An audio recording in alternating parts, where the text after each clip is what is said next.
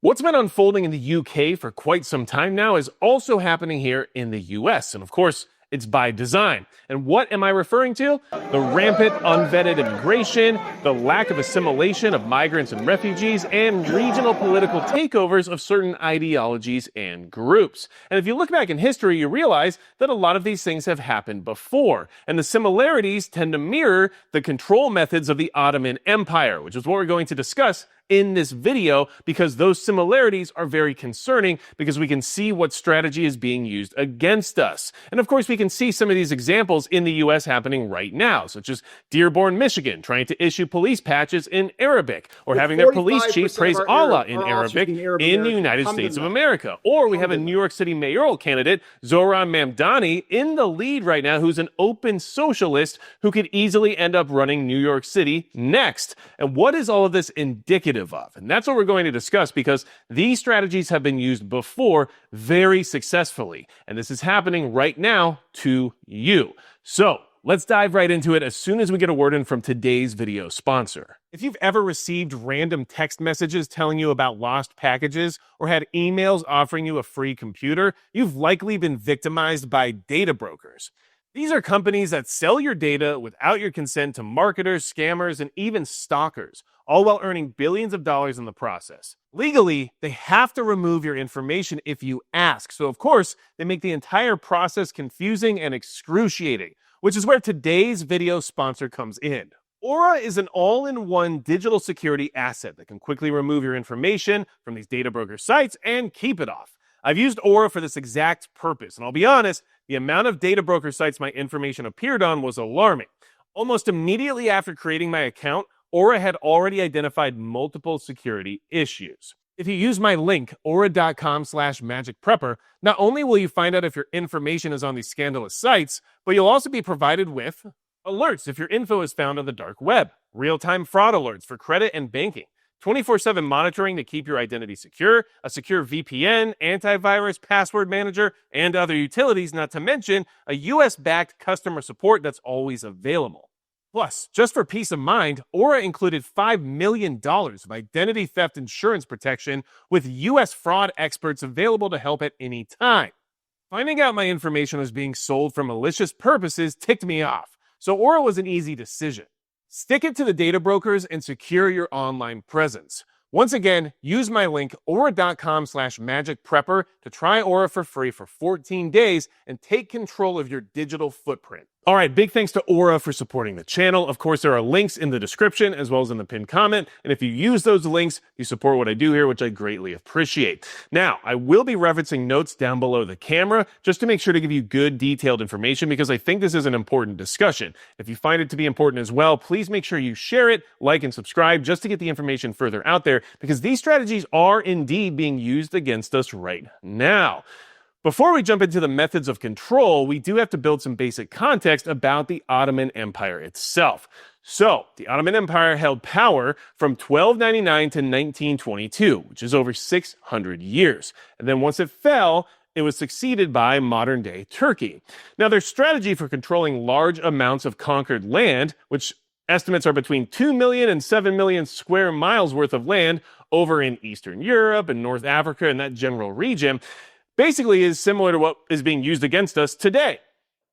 Now, something I have to make sure to designate before we jump into the methods of control is that it's not just Islam, right? But it is a tool that is used by the globalists in order to affect change and to implement this control. So you need to be aware of that, because yes, this will be a very heavy Islamic discussion, but you have to understand that this is a tool being used by a globalist regime rather than it just being Islam itself. So I wanted to make sure to make that delineation. Now, their strategy, the Islamic strategy of the Ottoman Empire, was historically very effective, which is why it's being used again, because it certainly worked back then. For an empire to control as much territory as they did for up to 600 years is impressive.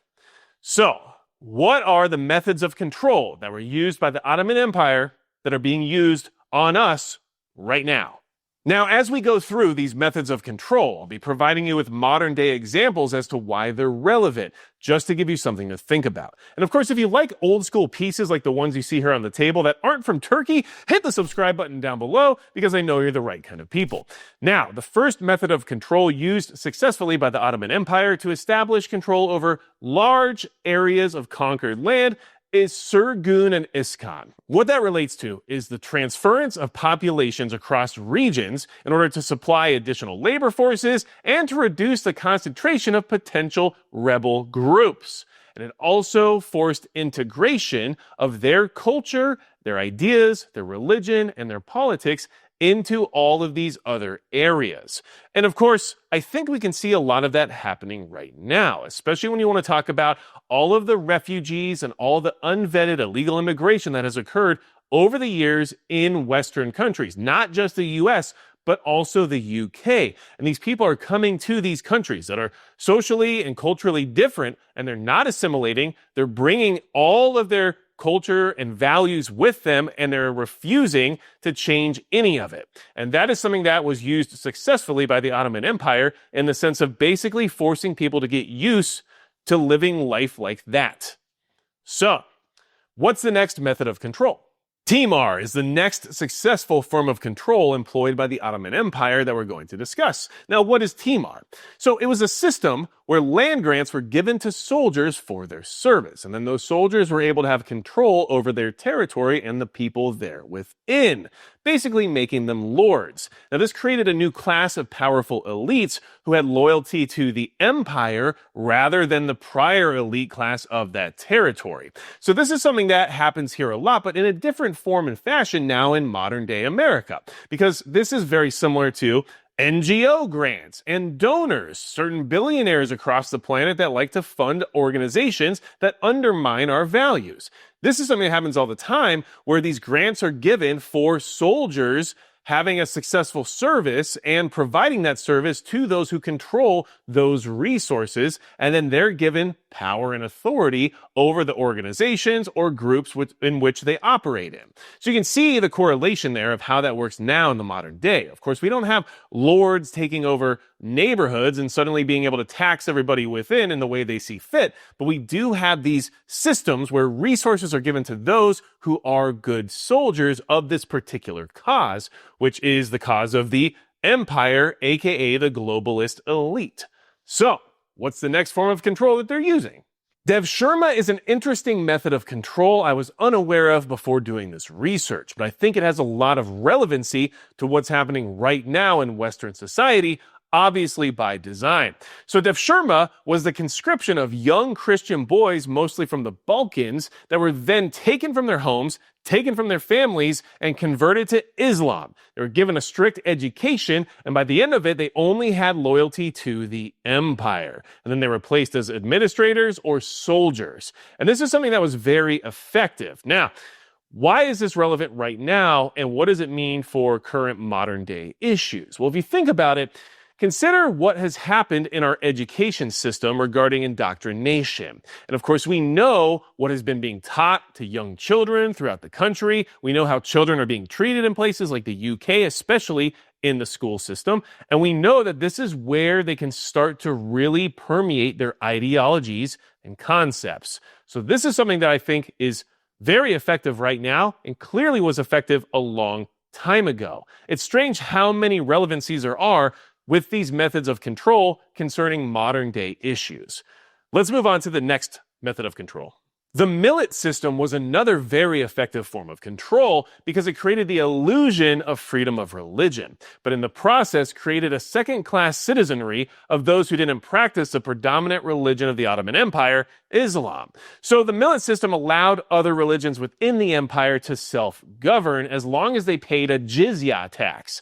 Now, this is something that allowed them to operate freely, but with less benefits of anyone else who was Muslim. So they couldn't hold seats of power, and they didn't have access to everything that the kingdom or the empire would provide. So this caused incentivization for converting to Islam.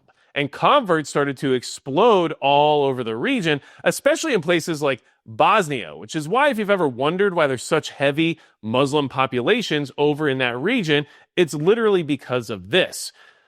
Why is this relevant to today, and how is this particular method being used against us? Well, consider this. We're talking about the globalists that are trying to destroy Western society. One of the ways they do that is through control of banking. And the ESG and DEI banking policies that have been placed upon corporations and organizations within the country have a lot of this same concept to them. If you're one of us, you get all of the benefits and all of the resources, and we can give you everything you need to be successful. But if you're not one of us, then you won't have access to our loans, or you won't have access to our programs, or we won't go out of our way to make sure you get what you need. And you can kind of see how this exact same situation works, but if you apply religion to political ideology or just to basic concepts of how the country should work, you can see how the same idea is in motion. So that's how the millet system is being used against us right now. What else is part of this whole control method? So the Ottoman Empire wasn't successful for over 600 years because they were stupid. They understood that people who lived in these recently conquered territories needed time to get exposed and normalized to this new authority and culture. So they did their best to try to force it upon everybody in the sense of daily life. They started to construct mosques, bathhouses, also known as hammams. They started putting together markets and displaying art all over the place. And they also went in and started appointing judges and council members who had either allegiance to the Ottoman Empire or were originally from it. And so by doing that, they started to expose everybody to their way of life and their culture and getting them used to how things work now. Now, think about how that could be applied to today when it comes to this globalist machine that is trying to bulldoze everything we've tried to build over the years. So, for example, you could take events like Pride, where it's painted all over the country and forced in front of your face to eventually normalize some of these behaviors and events in order to expose you to them and just have you start going back to your daily life of providing labor to the machine. You can also apply this to the district attorneys who are out there that were appointed by certain people who are willing to campaign and donate money to ensure that they were elected, who then let criminals back out on the street on a regular basis so that you can be exposed to their crime and become normalized to the idea that you might be victimized at any point of time. And you can also apply this to places like Dearborn, Michigan, which we talked about at the beginning of the video, where they now have loudspeakers broadcasting Muslim prayers at all hours of the day and night in order to get people used to the way things are going to be. So this strategy works. And it is something that eventually breaks people down and forces them into compliance with this new ruling party. But it is something that we can see happening right now to us. So, what else is used as a method of control? This is kind of the final one, and it's one that could be getting worse as time moves on, but we'll see. The final form of control that's been very effective for the Ottoman Empire, as well as every other empire throughout history, is violence. Maybe the methods of control you were previously using aren't working fast enough. Maybe this group of people over here are becoming a little too rebellious. Violence generally solves those problems for any authoritarian regime. And of course, the Ottoman Empire engaged in violence the same way as every other empire did at the time, where they were involved in post-siege massacres, where they would go destroy rebellious towns, or even do public punishments where they would massacre hundreds of people, just to make the point that rebelling is probably not the best idea. Now, those types of violent events aren't necessarily occurring right now, but we are seeing additional violence that we haven't experienced before start to become more frequent. Where we have these riots where people are getting hurt, there's property damage, and overall chaos occurring, where we have engineered decay in our cities, where criminals are given a free pass to the city and normal people have to live the life of victimhood. And we also have public assassinations and all other types of violence starting to spiral and become more frequent. And this is all by design because these globalist entities are figuring out ways to incite additional violence to create the chaos required to implement additional control. And that's why I think everything the Ottoman Empire did in order to maintain control is very relevant to what's happening right now, because I think the correlations are pretty obvious when you really start to look at it. So let me know in the comments below what you think. Do you think the Ottoman Empire's methods of control match up to what's happening right now? And of course, how do you feel about the way things are currently going? It's always good to get down there and interact with each other because building a community is pretty much the best thing we can do to insulate ourselves from these issues in the future. And if you want to support the channel, make sure you check out magicpepper.com. There's all sorts of ways that you can either support me directly, or you can even find ways to help yourself out when it comes to things like discount codes. And besides that, that's going to be it for Magic Prepper.